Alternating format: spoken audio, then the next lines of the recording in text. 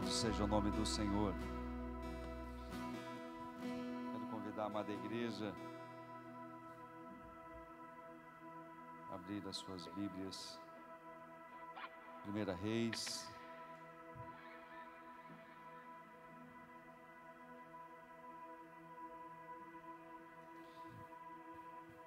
capítulo 19.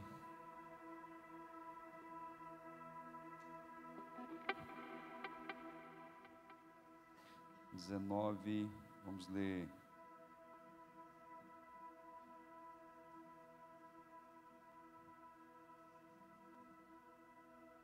do 8, 9 e o 10 e o 11. Amém. Glória a Deus. Amém? Todos encontraram? 1 Reis, capítulo 19. Levantou-se, pois, comeu e bebeu, e com a força daquela comida caminhou 40 dias e 40 noites até Horebe, o monte de Deus. Ali entrou numa caverna, onde passou a noite, e eis que lhe veio a palavra do Senhor. Ele disse: que fazes aqui, Elias? Ele respondeu: tenho sido zeloso pelo Senhor, Deus dos exércitos, porque os filhos de Israel deixaram a tua aliança, derribaram os teus altares e mataram os teus profetas à espada. E eu fiquei só, e procuram tirar a minha vida. Disse-lhe Deus: sai e põe-te neste monte perante o Senhor. Eis que passava o Senhor, e um grande e forte vento fendia os montes, e despedaçava as penhas diante do Senhor. Porém o Senhor não estava no vento. Depois do vento, um terremoto, mas o Senhor não estava no terremoto. Depois do terremoto, um fogo, mas o Senhor não estava no fogo. E depois do fogo, um cício, tranquilo e suave, ou uma voz, uma palavra tranquila e suave. Ouvindo, Elias envolveu o rosto no seu manto e saindo, pôs-se à entrada da caverna.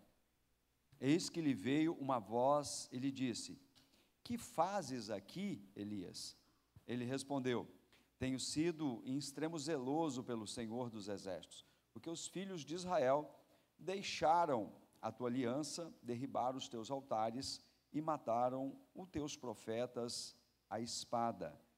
E eu fiquei só, e procuram tirar-me a vida. Disse-lhe o Senhor: vai, volta ao teu caminho para o deserto de Damasco, e chegando lá, unge a Azael, rei da Síria, a Jeú, filho de Ninsi, o Girás, rei sobre Israel, e também Eliseu, filho de Safate, de Abel-Meloá, ungirás profeta em teu lugar. Amém, queridos? Pode fechar a tua Bíblia. Amém?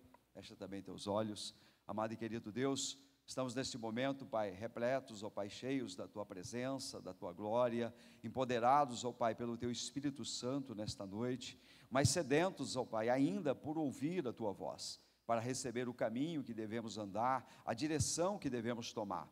Pai, nesta noite, clamamos que o teu Espírito Santo venha, Senhor, não só se manifestar neste momento sobre as nossas vidas, mas venha, Senhor, falar conosco através desta palavra, através, Senhor, desta mensagem. Que o Senhor, ó Pai, venha, Senhor, nos dar um coração de carne, Senhor, para que o Senhor possa falar nas nossas vidas, porque a boca fala o que o coração está cheio, Senhor, e que nós possamos guardar a Tua palavra, a Tua mensagem, como bom tesouro, junto com o Teu Filho amado, Senhor Jesus, nos nossos corações. Oramos no nome poderoso do Teu Filho amado, Jesus. Amém, igreja? Podeis assentar, glória a Deus, amém.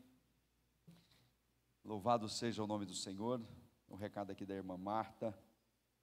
Sexta-feira, 4/7, irmãos, nós teremos discipulado para os irmãos que vão descer as águas e para os irmãos que vão se unir, tá? Já na Santa Ceia. Os que vão se unir, a gente já vai fazer a união na Santa Ceia, e o batismo já vai ficar marcado para 2 de agosto, que dia que é? 2 de agosto, então, no mês que vem, mas já vamos fazer o discipulado, ok? Porque nessa semana também teremos café com o pastor. Amém, amados? Então, você que está chegando na igreja, quer se unir, aproveita o momento, já procura a irmã Marta. Cadê a irmã Marta? Cadê a irmã Marta? Está lá fora, né? Missionária irmã Marta. Você procurando qualquer irmão desse que está com a camiseta boas-vindas, ela já vai identificar, levar você para conhecer a irmã Marta, que é a secretária eclesiástica, que trabalha com a parte do batismo e a parte do discipulado. Amém, queridos? Ah, pastor, eu não estou preparado ainda para me batizar, ou eu não estou ainda pronto. Não tem problema, faça o discipulado, amém? Independente se você ainda não se decidiu, o discipulado é justamente para isso, para que você possa ter uma noção, né, para que você possa entender, conhecer aquilo que diz a palavra de Deus e qual a decisão que você precisa tomar. Faça o discipulado, tá? Não é obrigatório. O discipulado é igual quando você faz o EIFOL. Quando você vai fazer o EIFOL, os irmãos, né, tem uma ficha para você pegar e tem uma oportunidade de você passar pelo aconselhamento. Todo mundo fica receoso, né? Ninguém quer pegar. E a primeira coisa que abre na aula, ele diz assim, ó, você não é obrigado a pegar a ficha e você não é obrigado a fazer, passar ali pela orientação do aconselhamento. Ninguém é obrigado, apesar que depois do 5º dia todo mundo fica maluco para pegar a ficha, fica doido para passar pela, né? Então, você não é obrigado, né? Faça o discipulado, eu já vou falar, não é obrigado a batizar, não é obrigado a se unir, mas faça o discipulado para que você tenha um entendimento, pelo menos, daquilo que você precisa fazer, daquilo que Deus te orienta, tá bom? É muito importante. Glória a Deus. Sobre o tema aqui, seja constante, eu quero trazer uma mensagem aos nossos corações. O Senhor sempre fala, Ele me dá uma direção, mas às vezes nem tudo que a gente estuda está na direção. Chega aqui, a gente recebe uma outra direção, mas eu entendi que esse é o tema, né? Seja constante. Deus tem se preocupado para que a igreja seja constante. E nós vamos pegar aqui a mensagem do profeta Elias, que começa já no capítulo 17, um pouquinho antes aqui, mostrando e falando do profeta Elias, né? Ele aparece praticamente do nada no capítulo 17, 17 verso 1, deixa eu ajustar aqui a minha Bíblia, no capítulo 17 verso 1, 1 Reis, capítulo 17, a Bíblia mostra Elias aparecendo do nada aqui, e ela diz que simplesmente, o Senhor fala, Elias tá? Ele é mais um como eu e você na seara do Senhor. Ele não era para Deus, ele não era tão especial como eu e você somos especial. Deus não faz acepção de pessoas, por isso que aqui diz, Elias, o tesbita, um dos moradores da cidade de Gileade, e ele não, aqui geralmente mostra-se toda a cadeia genealógica dos profetas, dos personagens. Aqui Elias é apenas de Tesbita, um dos moradores no momento da terra de Gileade. Deus sempre está falando, tudo que Ele fala aqui serve para nosso conhecimento, entendimento, né? Como está escrito em 1 Coríntios 10, é para que a gente tome conhecimento de tudo que aconteceu com eles e seja de exemplo para nós. E aqui Elias, um dos moradores da terra de Gileade, e que tomou diante de Deus, né, uma ousadia, um homem muito ousado, e ele toma ali a liberdade pela unidade que ele tinha com Deus, com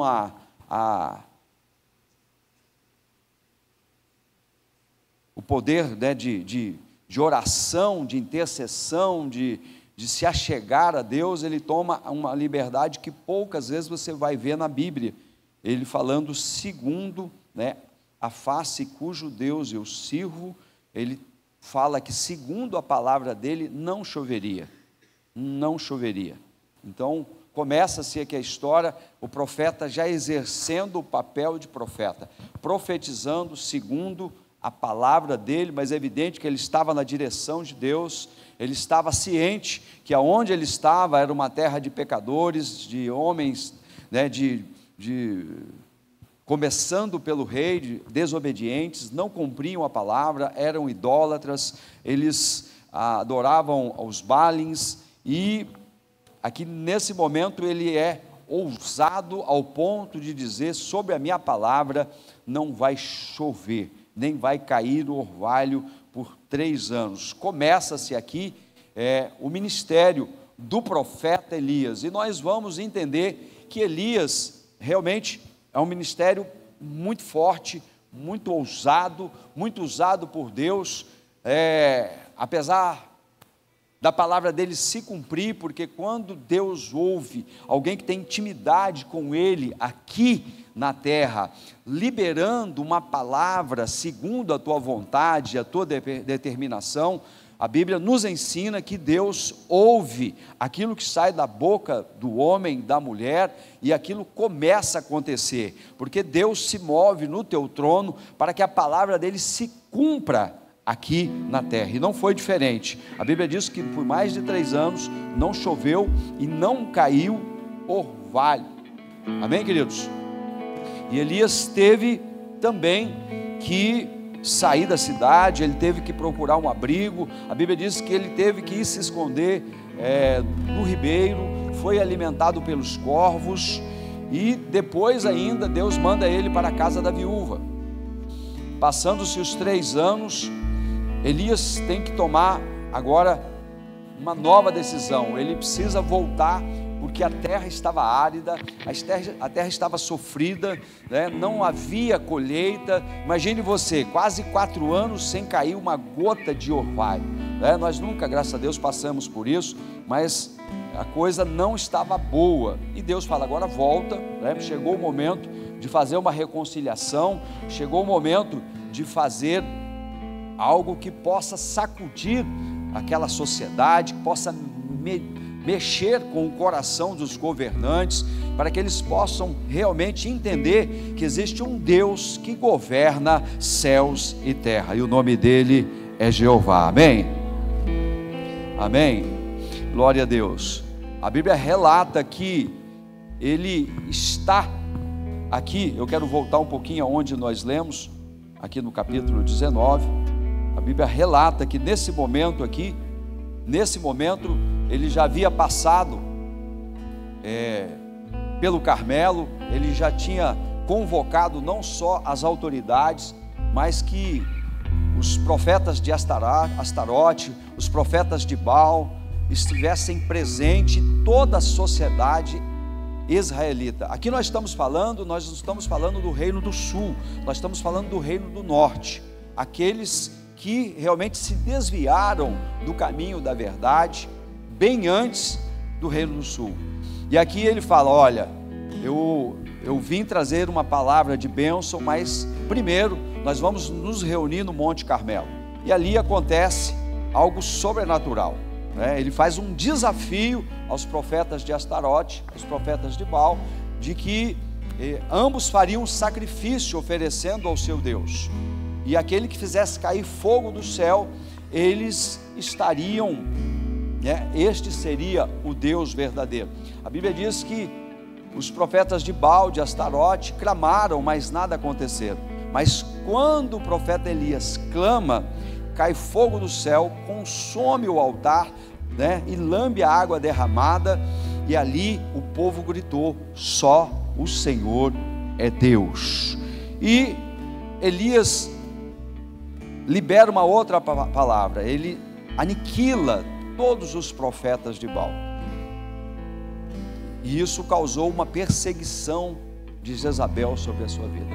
Quem é Jezabel, pastor? Jezabel era a esposa do rei Acabe, ambos desviados, ambos ofereciam sacrifícios, se dobravam perante os deuses pagãos, ambos desviados da presença de Deus, e isso causou algo terrível, porque Jezabel manda um recado que, como ele havia matado os profetas de Baal, assim também ele ia morrer.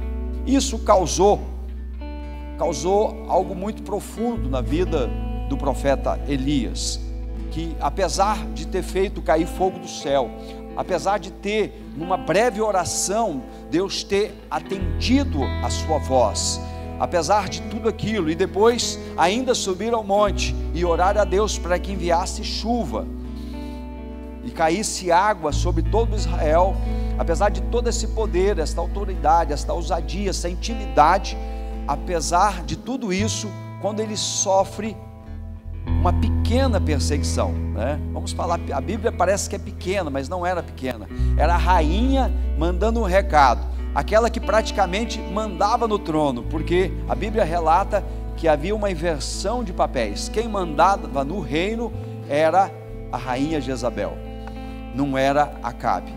E agora Elias está ameaçado de morte, e a Bíblia relata que Elias, ele se desespera, e ele toma, né, rumo ao deserto. E eu fico aqui procurando, irmão presbítero Bodeci, às vezes, né, mas por que ele toma rumo ao deserto? Porque o deserto, meu querido, sempre vai ser um local de aprendizagem. O deserto vai ser sempre um local de refúgio.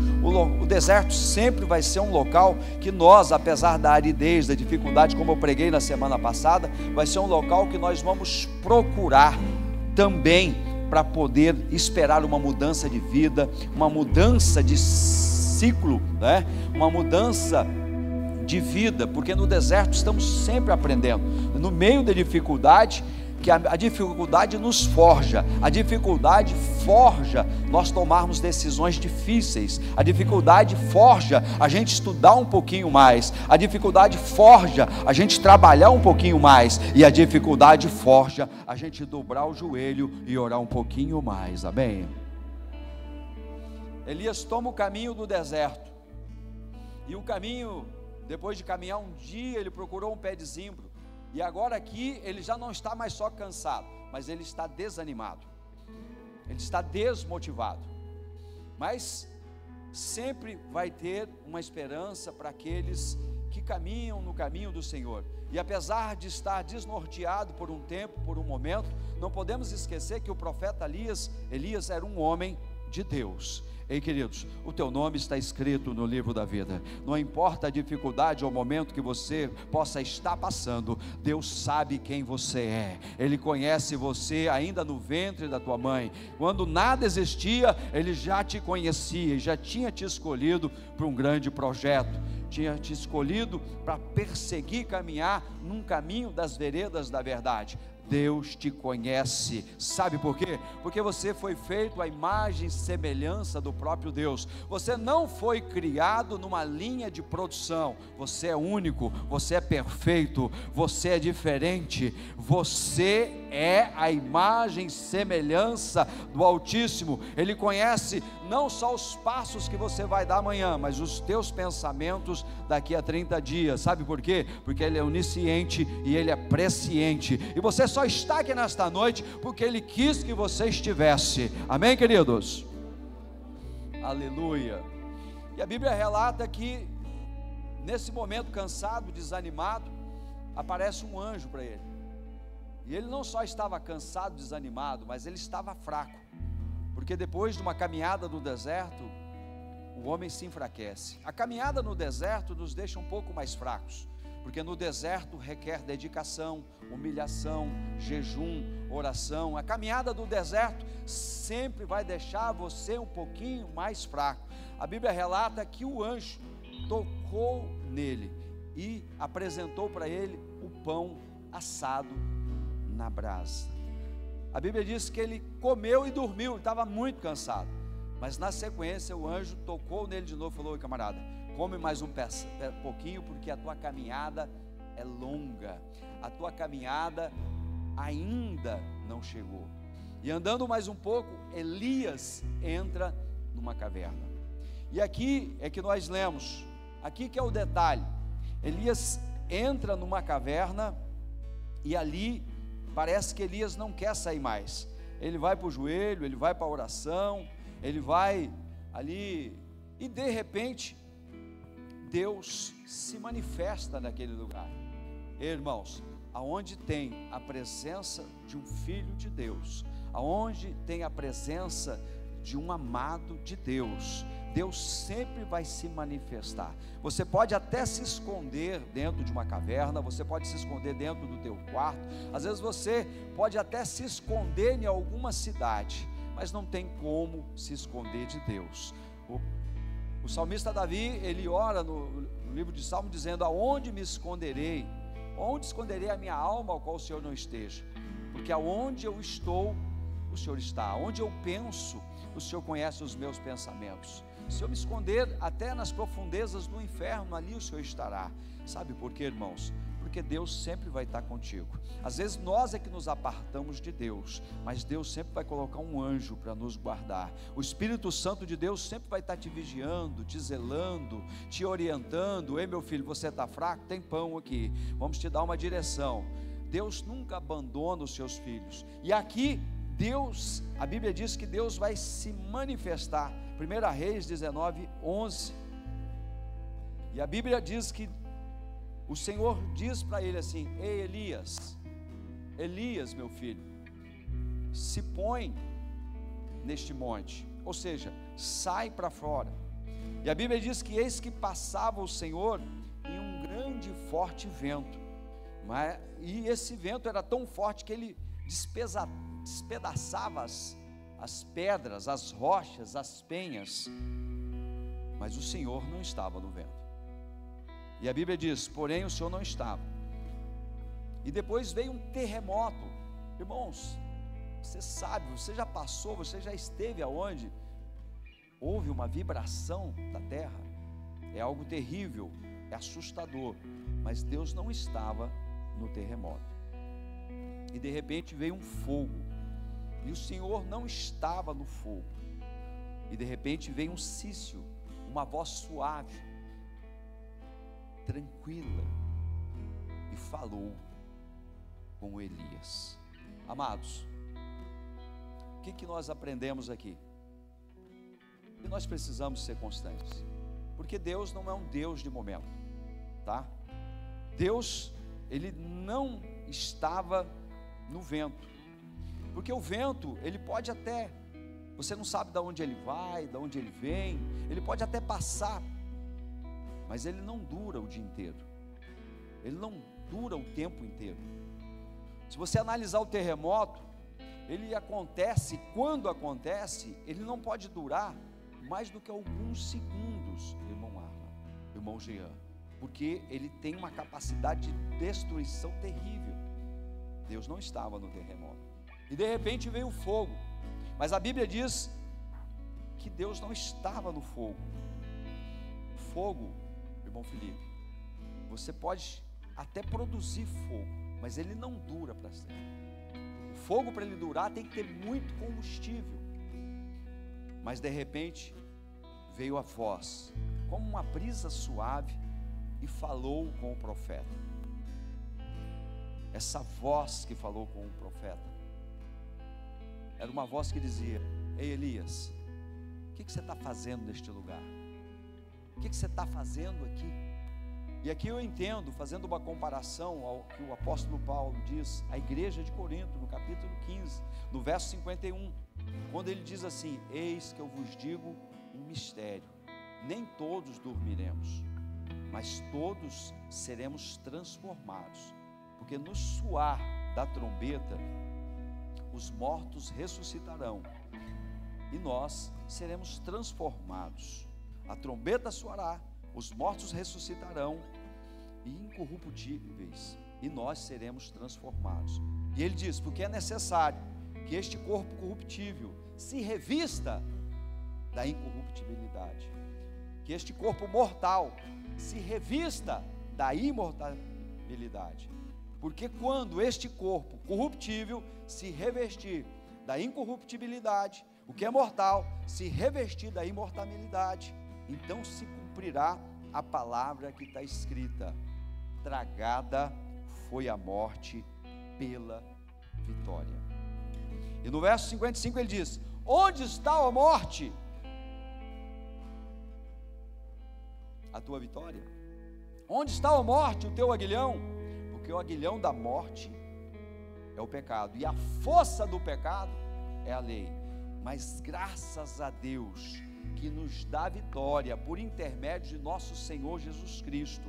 Portanto, meus amados, ele recomendando a igreja de Corinto, sede firmes e constantes, e sempre abundantes na obra do Senhor, sabendo que o seu trabalho não é em vão na seara, na obra, na igreja, na tua casa, na seara do Senhor. Portanto, sedes constantes, sedes abundantes, sedes constantes aqui na igreja. Seja abundante no teu ministério, seja abundante na tua chamada, seja abundante na tua casa, seja abundante no teu trabalho. Que Deus está falando? Olha, seja o mesmo crente, fortalecido da presença de Deus aqui, seja na tua casa, seja no teu trabalho, seja onde você colocar a planta dos seus pés, da mesma forma que você adora, da mesma forma que você pula aqui, da mesma forma que você se alegra aqui, seja também na tua casa, seja também aonde você colocar a planta dos pés. Seja firmes, seja constantes, seja abundantes nesta grande obra. Por quê? Porque o meu testemunho, ele reflete na vida das pessoas que nós amamos. O meu testemunho, o teu testemunho é a palavra que é pregada todos os dias na tua casa, lá no teu trabalho, lá na tua vida profissional. O nosso testemunho, com o nosso testemunho não precisamos nem dominar a Bíblia, não precisamos calado, nós pregamos com o nosso testemunho. Sabe como? Sendo sempre constantes, nunca esquecendo que você serve um Deus vivo, um Deus maravilhoso. Mas Deus aqui está falando com o profeta Elias. Elias, por que você está desanimado? Por que você está aí pedindo para morrer? Sabe o que é, Senhor? É que mataram todos os profetas, mataram, não sobrou ninguém, só tem eu, só eu que te sirvo. Não, Elias, fique tranquilo, que eu sei que você está passando pelo deserto, você está passando pela prova, mas vou te perguntar agora, quando você profetizou que não ia chover, para onde você foi? Aí eu fui para o ribeiro. E o que aconteceu lá? Os corvos traziam carne para mim. E você bebia do quê? Da água do ribeiro. Algum momento eu te abandonei, Elias? Não, o Senhor estava comigo. E quando secou a água do ribeiro, o que aconteceu? Aí eu fui para a casa da viúva. Cheguei lá, o que aconteceu, Elias? Eu comi pão, bebi água. Elias, muito mais do que isso, porque você não só comeu o pão, o bolo da viúva, mas você foi instrumento de bênção, mesmo fugindo, no meio da dificuldade, eu enviei você lá, não foi só para comer e para beber, porque com a minha palavra que saiu da tua boca, eu abençoei o celeiro daquela viúva, eu abençoei a vasilha que continha apenas um punhado de farinha, eu abençoei a vasilha que tinha só um pouquinho de azeite, e assim sobejou na casa da viúva e na casa do teu filho. Desde o momento que você foi constante, você se tornou abundante na vida daqueles que você orou, na vida daqueles que você profetizou. Ei, queridos, podemos até estar passando pelo deserto, mas não podemos esquecer uma coisa: até no meio do deserto, eu e você somos bênção na seara de Deus, porque no meio da dificuldade você ora mais, no meio da dificuldade você profetiza mais, no meio do deserto Deus te usa mais, e no meio do deserto tua boca se torna uma boca santa, porque aquele que está no meio do deserto, ele se santifica todos os dias, ele suporta as tentações, ele suporta as dificuldades, ele suporta as perseguições, e o fato dele estar de joelho todos os dias, vivendo na dependência de Deus, faz que a operação divina sobre a vida dele se torne grande e poderosa. Estou te falando aqui nesta noite, que apesar das dificuldades, apesar do desânimo, você ainda tem condições de abençoar muita gente. Estou profetizando aqui que você, apesar de tudo, tem condições de abençoar muita gente. Sabe por quê? Porque aquele que carrega a presença do Espírito Santo, não importa se ele está sendo perseguido, não importa se ele está sendo canuleado, o que importa é o que está dentro do coração dele. Jesus falou: ei, a tua boca fala o que o teu coração está cheio. Se o teu coração está com o tesouro, que é o Senhor Jesus, pode te preparar, porque grandes coisas vão acontecer. Sabe qual que é o problema? É que nós pensamos só em nós, irmão Humberto. Nós queremos só para nós, e muitas vezes nós pedimos só para nós. Mas Deus te trouxe aqui para te dizer que o projeto da tua vida é abençoar vidas, porque a vitória é nossa no nome de Jesus. Porque a vitória é nossa no nome de Jesus. Deus te trouxe aqui para te dizer: está desanimado, meu filho? Está se sentindo fraco? Elias falou: olha, sabe qual que era o problema de Elias? Ele não queria morrer, ele estava pedindo socorro. Na verdade, Elias estava dando um grito de desespero, dizendo: ei, estou precisando de ajuda.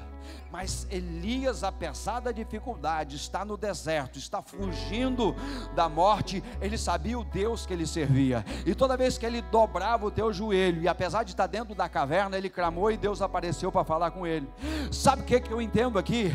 Que o profeta Elias já sabia de uma palavra poderosa que saiu da boca dele, e o apóstolo Paulo ia usar. Porque Paulo, quando ele sentiu que ele estava sendo perseguido, e ele diz assim: olha,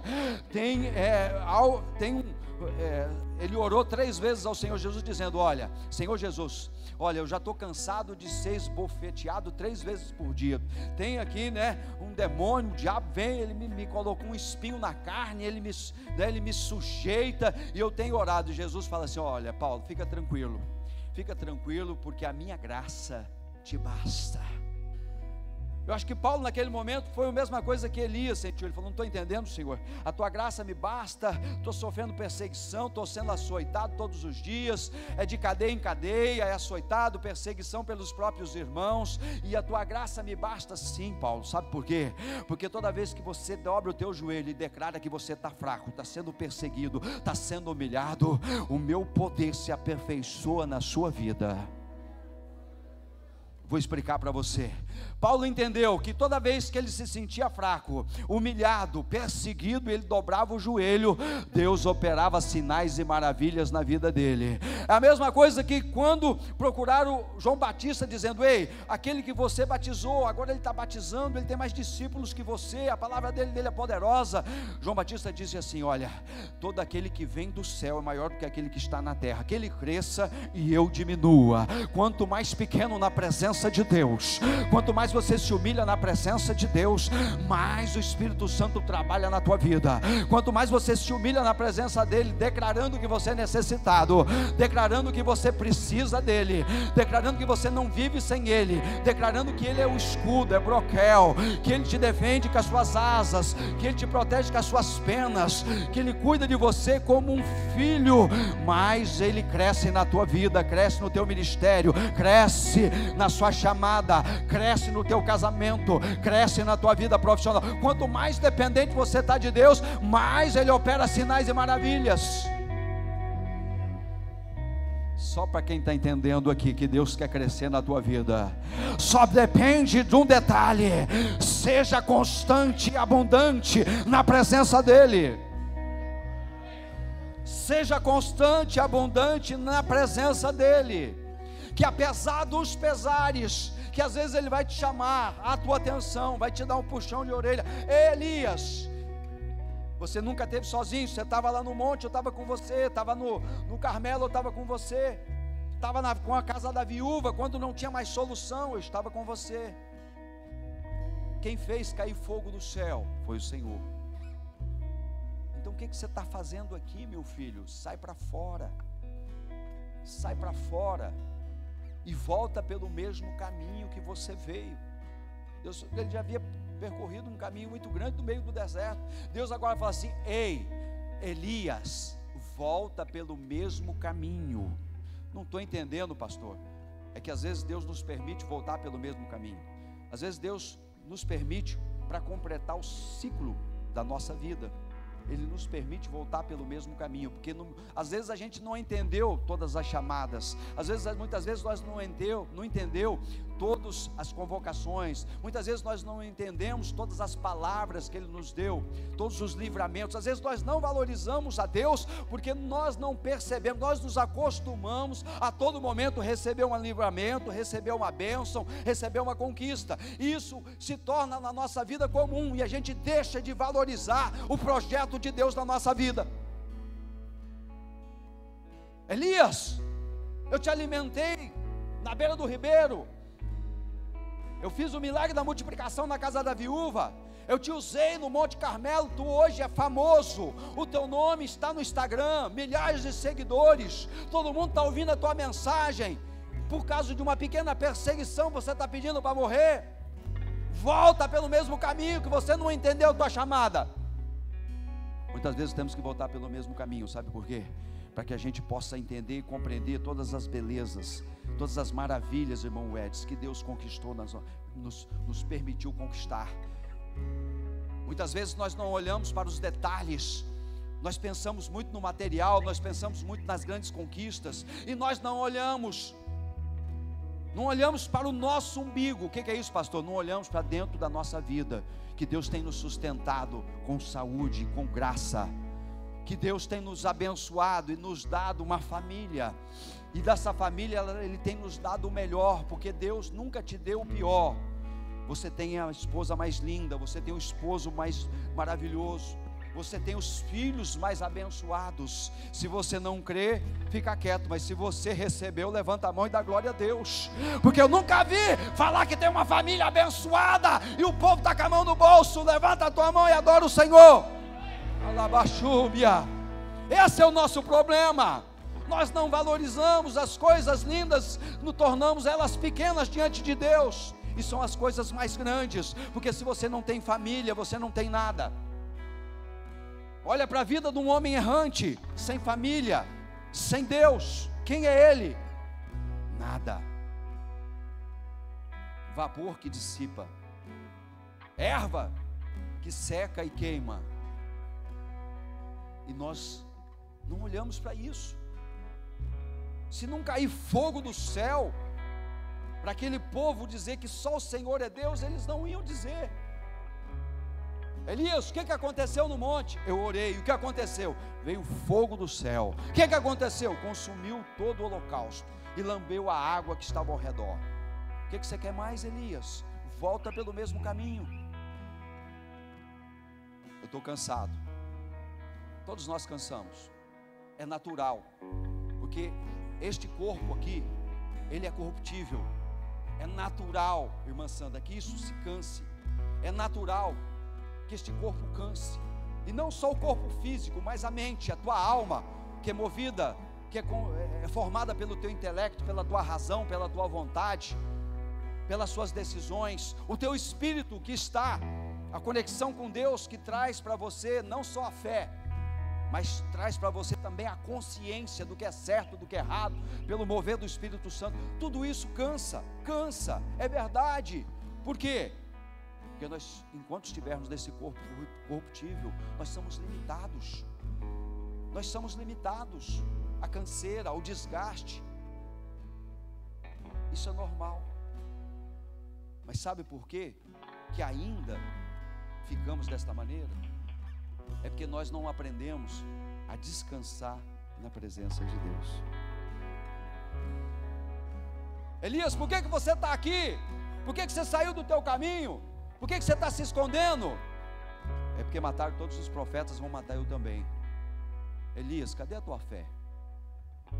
Não sou eu que te cuido?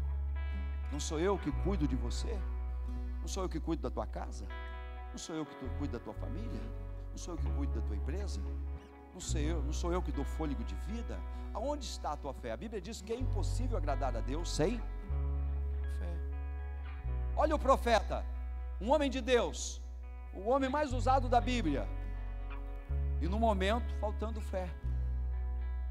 Sabe por que Deus permitiu que escrevesse essas falhas humanas aqui na Bíblia? Para que eu e você, que somos homens igual a Ele, possamos aprender com essas falhas. e possamos ser redimidos, transformados. O que nós aprendemos aqui? Sem fé é impossível agradar a Deus. Mas mesmo um homem usado, mesmo tremendamente homens de Deus, cantores, pregadores, discípulos, nós sim estamos fadados ao cansaço, ao desânimo. É natural. Mas por quê, pastor? É porque muitas vezes nos falta a disciplina da fé. A disciplina da fé. A Bíblia nos ensina que eu preciso descansar no Senhor. A Bíblia diz que eu preciso descansar no Senhor. Eu preciso ter fé o suficiente para acreditar que Ele é poderoso o bastante, que Ele vai fazer muito mais do que as minhas orações que eu tenho pedido. Efésios 3, 21. Eu preciso descansar no Senhor. Eu preciso acreditar que o mesmo Deus que fez cair fogo do céu para Elias, também vai fazer cair fogo do céu quando eu orar. E eu preciso acreditar que mesmo Deus, o Deus que te usa na oração, na intercessão, o Deus que te usa na tua casa, que te usa aí no meio da sociedade, é o Deus que vai te dar livramento quando você precisar. É o Deus que vai te socorrer. O Salmo 91, ele deixa bem claro: o Senhor, Ele nos livra do laço do passarinheiro e da peste perniciosa. E com Ele eu não temerei espanto noturno, nem flecha que voa de dia, nem mortandade que assola o meio-dia. Ele é meu escudo, é broquel. O Salmo 23 diz: o Senhor é meu pastor e nada me faltará. Você está chorando porque você está com medo de faltar o pão de amanhã, Elias? Fica tranquilo que eu vou mandar um anjo e vai te servir com o pão assado, não na brasa, mas assado na rocha, para você entender que é sobrenatural. Ei, Elias, levanta, sai para fora, seja constante, seja abundante, descansa na minha palavra. Porque esse negócio de descansar na minha palavra, a palavra, ela é o verbo que taberculou no nosso meio. João capítulo 1, o mesmo verbo que estava no princípio, Gênesis 1, quando nada havia, e tudo foi feito, e tudo que foi feito, nada foi feito sem a presença dele para ele. Ele é o verbo, ele é Cristo, ele é a palavra. Por isso que a palavra de Deus é viva, é eficaz e é mais penetrante que espada alguma de 2 gumes, capaz de penetrar entre ossos e medulas, até a divisão da alma e do espírito. Hebreus capítulo 4, verso 12. A palavra é viva. Quando você descansa na palavra, você está descansando nos braços do Espírito Santo. Pastor, que negócio é esse, descansar na palavra? É descansar na palavra. O Senhor é meu pastor e nada vai me faltar. Pastor, mas está difícil, o celeiro já está ficando vazio. Olha o que Deus disse: diga à viúva que não vai faltar farinha na panela, não vai faltar azeite na botija. Estou profetizando aqui sobre a tua vida, para que você possa descansar na palavra do Senhor. Deus está provendo. Seja constante, seja abundante, porque Ele está entrando com providência. Descansa na palavra, descansa na presença de Deus. Crê, então somente crê, diz o Senhor, que eu vou fazer todas as coisas. Quero te dizer, Deus deu uma ordem para o profeta: volta atrás, unge Azael, rei da Síria, unge Jeú, rei de Israel, e unge Eliseu. Unge Eliseu? Eliseu para quê? Um vai ser rei, o outro vai ser rei. Unge profeta no teu lugar. Na verdade, Elias não conseguiu ungir Azael e nem Jeú, mas ele ungiu Eliseu. Pastor, mas interessante isso, né? E eu entendo aqui que você pode até não aceitar que outro se posicione em alguma posição, em alguma casa, em algum lugar, mas aquele que vai ficar no meu e no teu lugar não tem jeito, nós temos que aceitar.